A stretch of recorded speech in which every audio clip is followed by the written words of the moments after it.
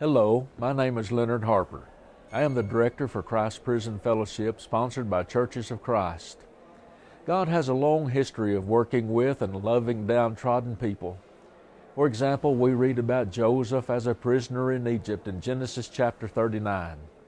Prisons or jails were not as common back then and were used primarily as a holding place until the trial. In Old Testament times, at least for the Hebrews, punishment for crime was either restitution or death, so there was no need for prisons. In the book of Isaiah, he prophesies of the Messiah who would proclaim liberty to the captives and the opening of the prison to those who were bound in chapter 61, verses 1 and 2. In Matthew 25, Jesus encourages us to visit those in prison as we would visit Him.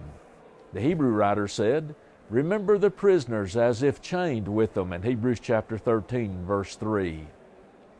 Prison ministry has always been a part of God's plan and should be viewed as part of the Great Commission. Probably the number one incentive for the Churches of Christ to be involved in prison ministry came from Clyde Thompson, the meanest man in Texas, as one warden called him. He was converted while in prison and after his release established a prison ministry in Huntsville, Texas, and a jail ministry in Lubbock, Texas. Although he died in 1979, the effectiveness of his work encouraged other congregations to get involved. Because of congregational autonomy, it has been difficult to get accurate statistics on the effectiveness of prison ministry in the United States. New Life Behavior Ministries, under the direction of Buck Griffith, did a survey of U.S. prison ministries of the Churches of Christ for the year 2012 and found that 10,358 men and women were baptized that year. About 100 men were baptized that year in the Amarillo prisons alone. Prison helps people to see their need for God in a way that prosperity and success don't.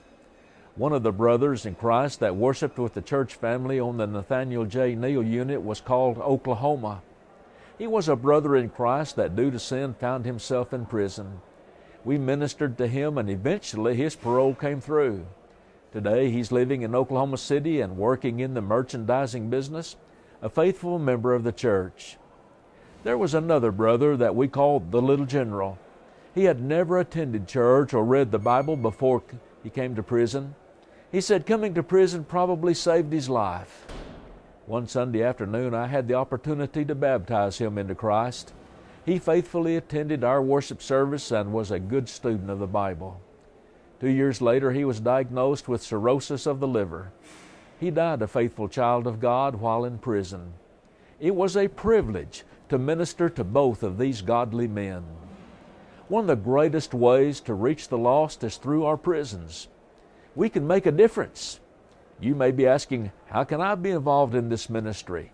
There are 4 ways. First, we need godly men to teach our classes.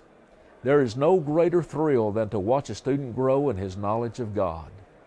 Second, we need mentors, men or a husband and wife team, to adopt an inmate and counsel him in his spiritual walk with Christ and prepare him for release back into the free world.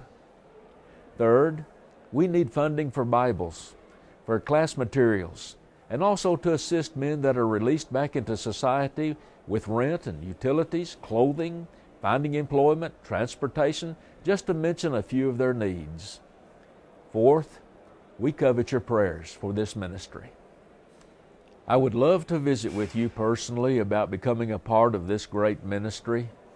Please call me at 1-806-373-4190 or email me at cpfleonard@comanchetrail.net. If you prefer, you may write me at Christ Prison Fellowship, 2700 East 34th Street, Amarillo, Texas, 79103. God bless you, and thanks for watching.